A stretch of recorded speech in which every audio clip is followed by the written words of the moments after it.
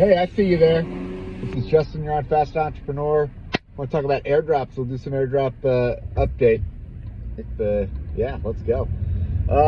Not financial advice, do your own research. I'm just a regular guy following crypto, sharing what I see. All right, so when it comes to airdrops, well, first off, if you don't know what an airdrop is in crypto,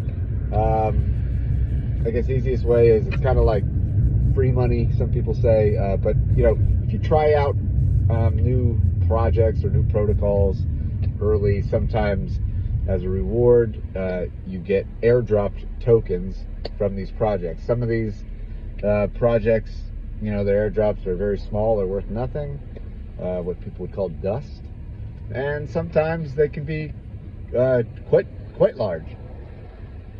So airdrops have been going on for a while now. Some of the first and major ones were the Uniswap one way back in the day. All you had to do was make one swap, right? You just made one swap. I don't think it mattered how much. It could have been probably, a few pennies or a few dollars, and they gave everybody basically the same amount.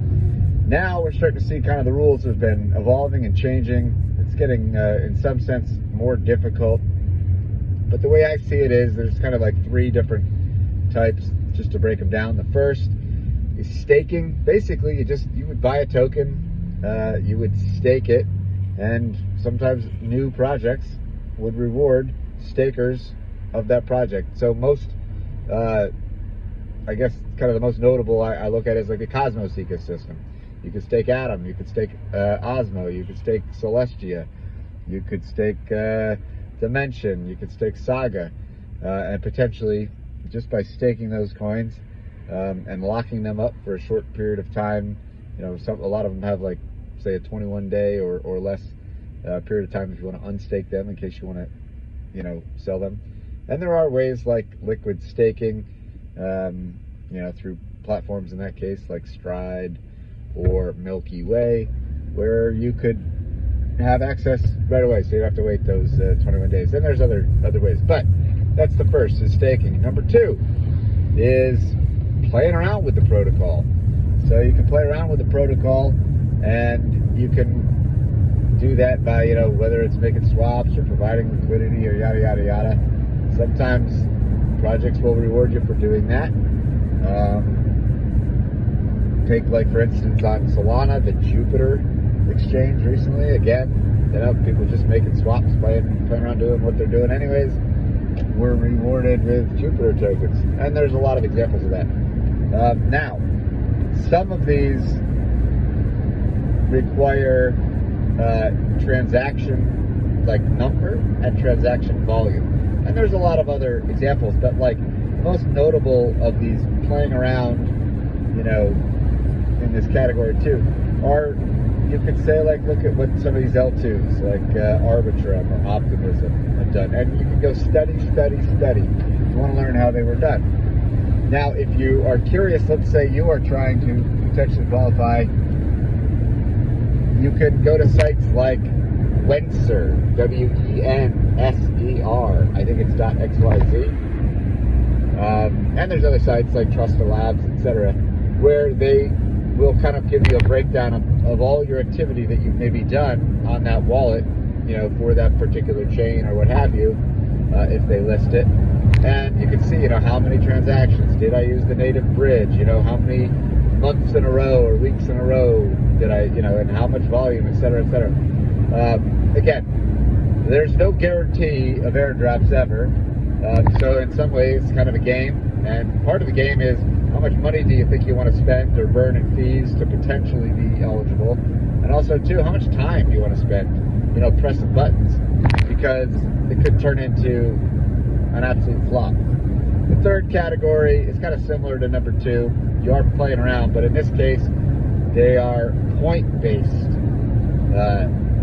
airdrops. So basically, they'll come out and say, yeah, we're going to do an airdrop, or some of them say, they don't tell you they're going to do an airdrop, but they say, we're going to give you these points. A lot of times, that seems to infer that they're going to do an airdrop based on points. Now, whether or not it's going to be linear, meaning, it favors people that, a lot of times the whales, people that have more money get more, and less money gets less, but this is how a lot of these points do it. Why do they run these programs? One, they want to get eyeballs on their platform. Two, a lot of them want to get, users using their dApps, but also incentivizing liquidity to come. So, like for instance, right now the Linea campaign is going. Linea had, their Linea,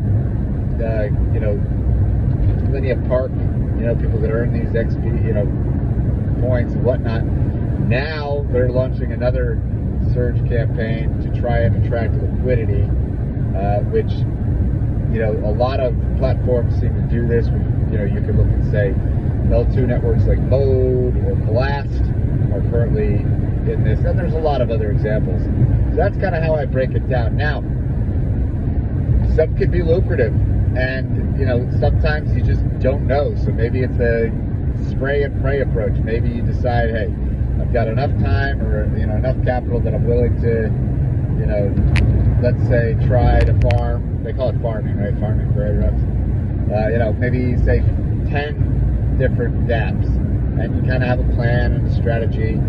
Maybe 8 of them turn out to be nothing, or maybe they don't drop airdrops or whatnot, or you're just getting tired. And you don't want to keep doing it. But maybe 2 of them cook, is what they say. And maybe they cook quite well.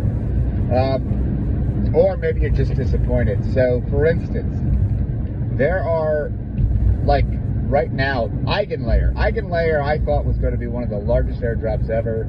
And it still may be, but the funny thing, and it's not so funny, but there's a viral video circulating. This guy with, like, no teeth, just chuckling in another language. Funny stuff about it. But Eigenlayer basically, some people maybe think they just kind of duped or tricked a bunch of retail investors into staking their Ethereum, hoping for an airdrop, and now come to find that, like, most of their tokens are going to be locked, and most people in most countries are geo-blocked, so they can't even claim, and it might be difficult even with a VPN. So, maybe Eigenlayer is just chuckling all the way to the bank, and maybe they got a lot of people to lock, so it looks like there's a lot of liquidity on the platform, which there is, but, I don't know. I guess that happens. And another trend, so that's the 3 categories. You can decide what you want to do. There's a little bit of risk reward profiles in each one of them, and you can decide.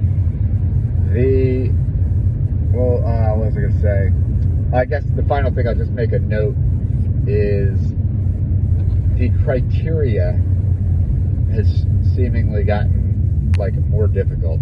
I mean, I don't think that the airdrop season is over, but, the best airdrops seem to be the ones that are, like, the least farmed, like the least that people know about, but yet have funding, right? Because if they've raised funds, some of those funds, VC funds, can be used for these airdrops. So if they're well backed, but not a lot of people know about them, think about it, you're splitting the pie with less people. So, you kind of, now there's a lot of them out there. There are testnet airdrops occasionally, so that's just, it doesn't cost you anything, but it does cost you some time. But a lot of these airdrops, the criteria is getting, like, a little nitpicky, more and more nitpicky, day after day, week after week. And, so you really got to think about, in 2024 here, what your approach is. Don't be frustrated. Listen, if you get it, you get it. If you don't, you don't. Move on. But if you're banking on something and it don't pan out the way it did, I don't know what to tell you. So, anyways, but airdrops, they can be lucrative, and there's a lot still in the pipeline, and there's a lot of protocols that don't have a token yet. So, if you're thinking about doing bridging, or you're thinking about, then you gotta play around and see what you can do. So, not financial advice, do your own research, and that's all. Take care. Peace.